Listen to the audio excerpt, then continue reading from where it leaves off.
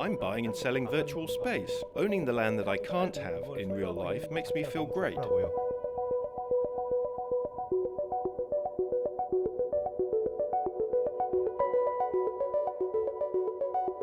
We've all heard about the Metaverse, a virtual universe that blends aspects of digital technologies with virtual reality. What is the Metaverse? The Metaverse. Jump into the Metaverse. Metaverse. Now it's become a hot property market with investors putting in millions of dollars. South Korea is one of the biggest players in the Metaverse market. And it's being championed by young people who have had enough of the economic inequality. So they're looking to make money in the alternate universe instead. Meet Hyung-wook and Chul-gyun. They're two users in Seoul I spoke to that have been investing in one of the platforms called Metaverse 2, which aims to recreate Earth digitally. Thanks for having us on the Metaverse. So which part of the world do you own on this Metaverse platform? I have land in both New York and South Korea. Whereabouts in New York do you own? So I have a lot of land in New York, and I have a street vendor selling hot dogs on Wall Street here. When the Metaverse gets more developed, I plan to open a hot dog store. I also bought an island for some private leisure time. It's a park-like island called Mill Rock Park, just on the right side of Manhattan. Rather than buying for investment, I'm mainly buying what I want to have, buying areas that can tell a story. There are so many people actually buying this like empty water. With future updates, we will be able to mine some resources in the sea and in the mountains. With that resource, you can later construct a building. So many users are buying parcels of ocean, river, and mountain. The part where I feel the biggest gap between the metaverse and the real world is the financial area. Hyung-wook made over $40,000 in just 2 months through his investments in the Metaverse 2 platform. You can just sit tight and earn interest income of about $3,000 to $5,000 every month, but that's the salary I earn by working so hard on my day job.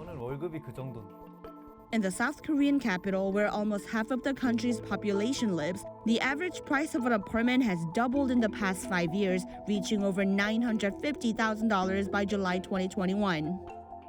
President Moon Jae-in's real estate policies have seen the average price of an apartment in Seoul rise by around 90% since he took office.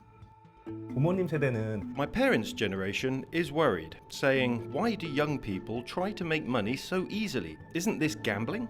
I think the reason why millennials and Gen Z are so drawn to the metaverse is that it is very difficult to find a job right now, and house prices are preposterously high. You can never buy a house with your salary.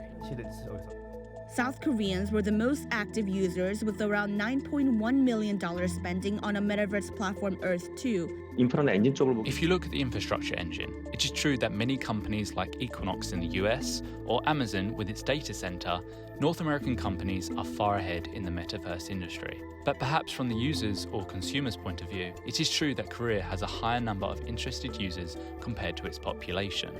I think there are more users in South Korea because Koreans are so accustomed to high-speed internet. They are so used to this kind of media, the internet and the metaverse world. The initial real estate value of Metaverse 2 was 10 cents per tile for all the land in Seoul and New York. But now, landmarks like Seoul's Lotte Tower are priced at over $10,000 per tile, and the Statue of Liberty in New York is going for over $7,000 per tile. It's not just property. South Korea's biggest companies have also jumped into the metaverse. Samsung unveiled the country's first metaverse-themed ETFs in October last year, and Naver's metaverse platform Zepeto has over 200 million users globally. SK Group is planning on issuing a coin for its metaverse platform, Ifland. The government is also backing the metaverse. As a part of its Digital New Deal, the government pledged to provide up to $26 million this year. I predict original technology will be developed through this. New jobs will be created and games that support the country's important educational functions or businesses will develop innovatively. But Professor Kim has some concerns.